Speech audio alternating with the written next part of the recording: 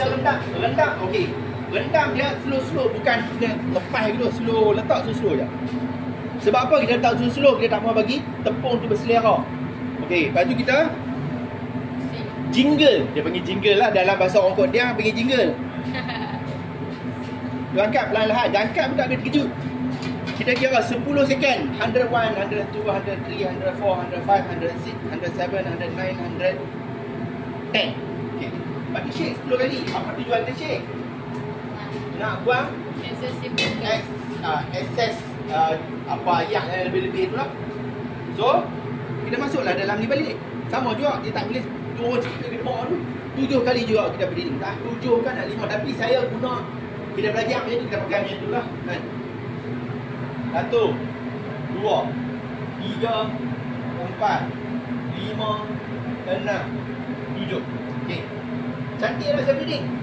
Nampak cantik kan? Nampak senang kan? Nampak susah? Senang kan? Ya. Okey, lepas tu sama lah proses dah.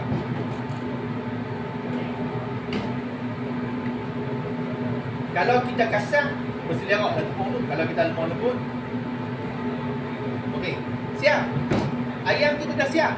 Okey, dia tak boleh terlampau banyak tepung. Dia tak boleh tekan ayam tu, tak payah. Dia kena gentle breathing. Okey, siap. Lepas tu kita bawa main sini. Temperature dah ready. Macam mana kita nak tahu ready tak ready? Kita letak. Okey, sebelum kita draw ayam ni, pastikan ayam kulit dia tu nampak cantik. Oh, kita draw. Sama juga bahagian transit. Transit ni, tarik kulit dia, bagi tekan. Pegang macam tu. Kalau ada bahagian yang tak kena floor, kamu ambil kubuk. Shake that. Itu masuk lah. Jangan biar. Kalau dia tercongek ke apa, tak. So ayam tu nak cantik. Ni bahagian breast.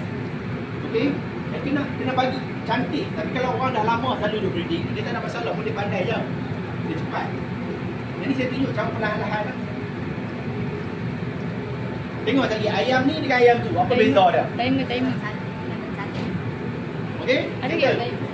Lepas siap ni, sepatutnya kita kena tapik tepung ni. Kalau tak busy, tapik lah. Kalau busy, buat macam biasa no? Mana penapis? Atas. Ni penapis ni saya tak galakkan pakai sebab dia akan hilang semua dia punya pernik tu. Dia ni dalam tu ramai. Mana dia yang senti dah jarang tu? Ya. Gantung.